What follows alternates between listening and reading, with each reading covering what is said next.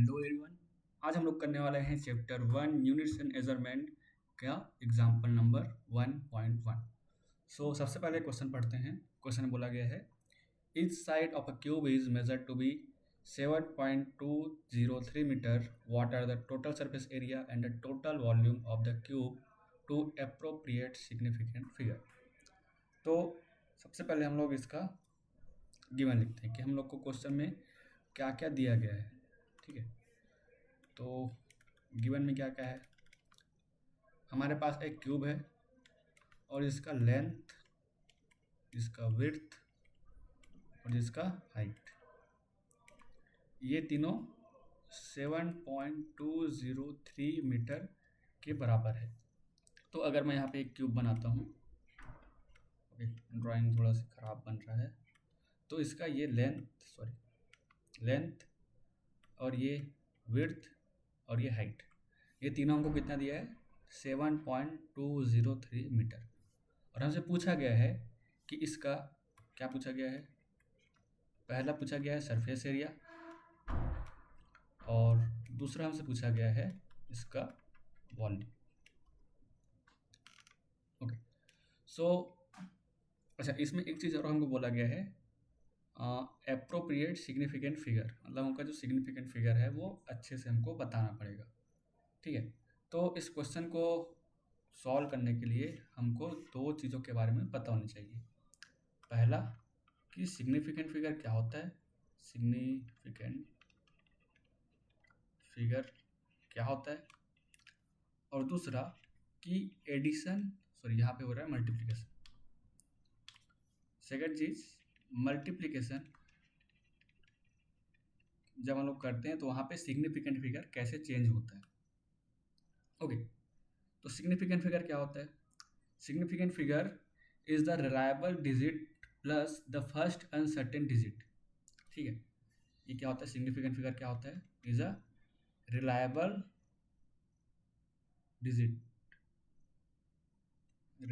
Digit plus first uncertain digit.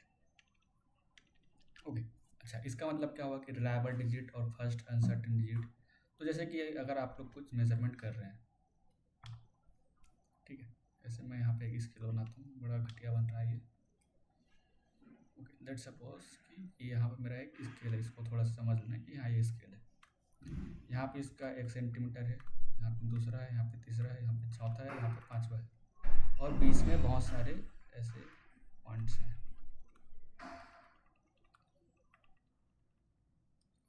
तो समझो कि जब आप मेजरमेंट कर रहे हो तो आपका जो स्केल है वो 1.5 सेंटीमीटर और 1.6 सेंटीमीटर के बीच में है। ठीक है, तो मेरा 1.5 मेरा क्या हो जाएगा, रिलायबल डिजिट, और अनसर्टेन डिजिट क्या हो जाएगा, 1 मेरा हो जाएगा रिलायबल डिजिट, और अनसर्टेन डिजिट हो जाएगा 5, क्योंकि हमें पता नहीं है कि वो 5 होगा कि 6 होगा। तो उसको मैं 1 सेंटीमीटर, तो इसको मैं लिखूंगा 1.5 centimetre, 1.5 centimetre plus minus 0.1 centimetre. ठीक है, क्योंकि मुझे एग्जैक्ट पता नहीं कि 1.5 है कि 1.6 है। ओके, सो ये हमारा होता है सिग्निफिकेंट डिजिट। अब सिग्निफिकेंट डिजिट को पता करने के कुछ रूल्स होते हैं, तो वो रूल्स कौन कौन से हैं पहले देखते हैं। सबसे पहला जो रूल है वो ये है कि all non zero digit are significant. All non zero digit are significant. ठीक है, तो इसमें हमारे कितने नॉन जीरो डिजिट हैं, इसमें 1 2 3 3 नॉन जीरो डिजिट हैं। वहाँ जो लेंथ है 7.203, इसमें 3 नॉन जीरो डिजिट है, तो वो तीनों को तीनों हमारे क्या होंगे, सिग्निफिकेंट डिजिट हो जाएंगे। Second, all zero between two non zero digit are significant. All zero between two non zero digit ये भी हमारा सिग्निफिकेंट होता है। जैसे कि अगर मैं लिखूँ √30190, तो यहाँ पे ये जो जीरो है वो दो नॉन जीरो डिजिट्स के बीच में है, इसलिए ये डिजिट हमारा सिग्निफिकेंट होगा, लेकिन ये डिजिट सिग्निफिकेंट नहीं होगा। थर्ड रूल ये बोलता है कि for a number less than 1, for number less than 1, अगर हम लोग इसका अगर बात करते हैं, जैसे कि मैं अगर लिखता हूँ 0.023 0.129, तो इस केस में अगर मेरे फर्स्ट के ये जो जीरो है ये नॉन सिग्निफिकेंट होते हैं, ये जो जीरो है वो नॉन सिग्निफिकेंट होते हैं। और अगर मैं इसमें लिखूँ 0.02300 ऐसे, तो ये जो डिजिट है ये मेरे सिग्निफिकेंट डिजिट हो जाते हैं, इस साइड के नॉन सिग्निफिकेंट, इस साइड के सिग्निफिकेंट। फोर्थ, अगर मेरा कोई भी एक नंबर है, ठीक है, 240089 अगर ये मेरा कोई भी नंबर है, तो इसमें ये दोनों मेरे सिग्निफिकेंट होंगे, ये मेरा सिग्निफिकेंट नहीं होगा। लेकिन अगर मैं यहाँ पे 0.240089 ये लिखता हूँ, मेरे ये दोनों तो सिग्निफिकेंट होंगे ही, और ये भी सिग्निफिकेंट होगा क्योंकि डेसिमल के बाद है, ठीक है। लेकिन डेसिमल के जस्ट बाद वाले नंबर सिग्निफिकेंट नहीं होते हैं, जीरो सिग्निफिकेंट नहीं होता है, उसके लास्ट के जो नंबर्स होते हैं वो सिग्निफिकेंट होते हैं। ओके, सो ये हमारे कुछ रूल्स थे।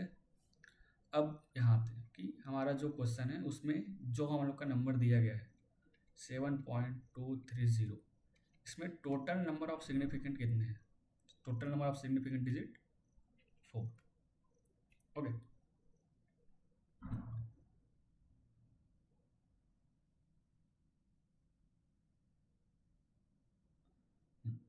अब हमको क्या निकालना है? वॉल्यूम। अगर हमको वॉल्यूम निकालना है तो वॉल्यूम निकालने का फॉर्मूला क्या होता है? a³, ठीक है। और हम लोग का a कितना दिया है? हम लोग का a दिया हुआ है 7 पॉइंट सॉरी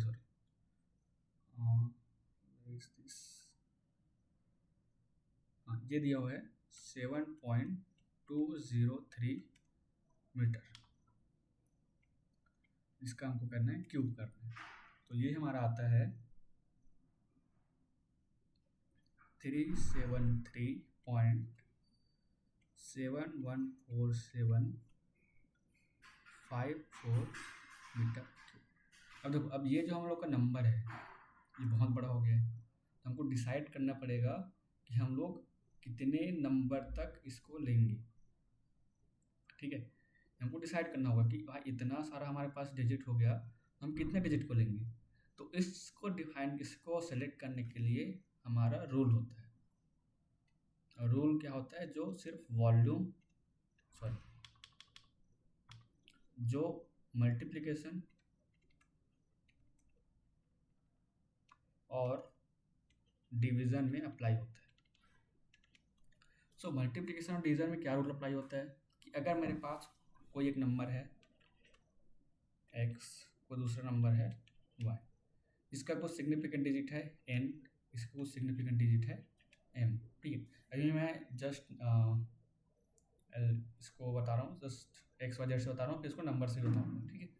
तो यहाँ पे मेरा कोई एक नंबर है x जिसका सिग्निफिकेंट डिजिट है n, यहाँ पे कोई नंबर है y जिसका सिग्निफिकेंट डिजिट है m, और अगर मैं x इंटू वाई और x अपॉन y और y अपॉन x, मैं कुछ भी ऐसे कुछ ऑपरेशन परफॉर्म करता हूँ, ठीक है। अच्छा, लेट यहाँ पे हम लोग एक चीज़ और सपोज करते हैं कि let n is less than m, ठीक है। तो मैं यहाँ पे कुछ भी अगर अप्लाई करता हूँ, तो लेट सपोज यहाँ से मुझे कुछ वैल्यू आया m1, यहाँ से कुछ वैल्यू आया m2, यहाँ से कुछ वैल्यू आया m3। तो इस m1, m2, m3 में नंबर ऑफ सिग्निफिकेंट डिजिट कितने होंगे, अगर ये हमको पता करना है तो क्या करेंगे? इसमें हमको ये देखना होता है कि जिसका सिग्निफिकेंट डिजिट सबसे छोटा होता है हमको वो लेना होता है। तो इसमें x का सिग्निफिकेंट डिजिट छोटा है जो कि m है, तो m का भी सिग्निफिकेंट डिजिट n होना चाहिए, m2 का भी सिग्निफिकेंट डिजिट n होना चाहिए और m3 का भी सिग्निफिकेंट डिजिट n होना चाहिए। ठीक है। अच्छा, अब इसको एक एग्जांपल से करते हैं। ठीक है। आप लोग ये सोच रहे होंगे कि हम लोग एग्जांपल करने आए थे और हम लोग को ये सब क्या बता रहे हैं। तो ये सारी चीज़ें एग्जांपल में ये सब यूज़ होने वाली हैं और बाकी हम लोग को ये सारी चीज़ें समझ आएंगी कि हम लोग अगर कभी ऐसा होता है तो हम लोग कैसे करेंगे। ठीक है। तो मान लेते हैं मेरा x ये है 2.03, तो इसमें नंबर ऑफ सिग्निफिकेंट डिजिट कितने हो गए? 3। y में मेरा कोई नंबर लेता हूँ 8.192, इसमें नंबर ऑफ सिग्निफिकेंट डिजिट कितना हो गए? 4। ठीक है। तो अगर मैं करता हूँ x इंटू वाई तो ये कितना आएगा? ये मेरा आ जाएगा 16.62976। ठीक है। तो ये मेरा कितना आ गया? बहुत बड़ा नंबर आ रहा है। तो इसको मुझे राउंड ऑफ करना पड़ेगा कितने डिजिट तक? 3 सिग्निफिकेंट डिजिट का। तो 3 सिग्निफिकेंट डिजिट ये है, तो मुझे इस नंबर को ड्रॉप करना पड़ेगा। अब ये नंबर ड्रॉप करूँगा तो ये मेरा हो जाएगा 16.6 x इंटू वाई। ठीक है। समझ आया क्या किया हम लोग? x में देखें कितने नंबर ऑफ डिजिट हैं, y में कितने नंबर ऑफ सिग्निफिकेंट डिजिट हैं। अब जिसका सिग्निफिकेंट डिजिट छोटा रहेगा तो आंसर में भी उतने नंबर ऑफ सिग्निफिकेंट डिजिट रखने होते हैं। अगर मैं इसको x अपॉन वाई करता हूँ तो ये कितना हो जाएगा? 2.03 डिवाइडेड बाई 8.192। ठीक है। तो 2.03 डिवाइडेड बाई 8.192। अब ये मेरा आता है 0.249631081। तो यहाँ पर भी हम लोग क्या करेंगे? 3 सिग्निफिकेंट डिजिट तक ही वैल्यू रखेंगे। तो यहाँ पर मेरा ये 3 सिग्निफिकेंट डिजिट तक वैल्यू रखना है। अब देखो, अब यहाँ पे ये जो नंबर मैं ड्रॉप कर रहा हूँ ये मेरा 5 से बड़ा है। ठीक है। तो जो मेरा 6 जो नंबर है वो 5 से बड़ा है। तो जब मैं इस नंबर को ड्रॉप कर रहा हूँ तो ये वाला जो नंबर है उसके जस्ट पहले वाला उसको 1 से बढ़ाना होता है। तो ये मेरा आ जाएगा 250। ठीक है। ये सारी चीज़ समझ आ गया? ओके। तो यहाँ पे हमारे सिग्निफिकेंट डिजिट 1, 2 एंड 3। तो वैसे ही सिमिलर केस हम लोग y अपॉन x का भी कर सकते हैं। ठीक है। तो मल्टीप्लिकेशन या डिवीज़न में हम लोग को क्या करना होता है? जिस नंबर का सिग्निफिकेंट डिजिट छोटा होता है उसी सिग्निफिकेंट डिजिट में हम लोग को आंसर लेके आना होता है। ठीक है। ओके। तो हम लोग का वॉल्यूम कितना आया था? हम लोग का वॉल्यूम आया था 3.73714754 मीटर क्यूब। अब अगर हम लोग क्वेश्चन में देखें तो हमारा जो नंबर था उसमें था सिर्फ 4 सिग्निफिकेंट डिजिट। तो यहाँ भी हमारे पास 4 सिग्निफिकेंट डिजिट लेना होगा। तो 1, 2, 3 और ये 4। तो हमारा आंसर कितना हो जाएगा? 373.7 मीटर। ठीक है। ओके। नेक्स्ट हम लोग को निकालना था इसका surface area.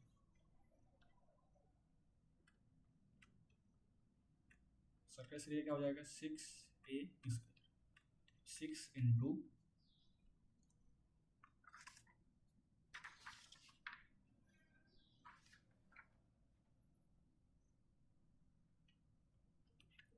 7.203 into 7.203 metre square. तो ये हमारा आंसर आ जाएगा 311.299254 मीटर स्क्वायर। अब यहाँ पर भी हमको ये हमारा कितना डिजिट का था? ये इसमें 4 सिग्निफिकेंट डिजिट है तो आंसर में भी 4 सिग्निफिकेंट डिजिट होना चाहिए। तो ये हमारे 4 सिग्निफिकेंट डिजिट। अब ये वाला जो नंबर है 9, इसको मैं क्या करूँगा? ड्रॉप करूँगा। अब ये जो 9 है वो 5 से बड़ा है, तब मुझे क्या करना है? ये नंबर को 1 से इंक्रीज़ करना है। तो ये क्या हो जाएगा? 311.3 मीटर।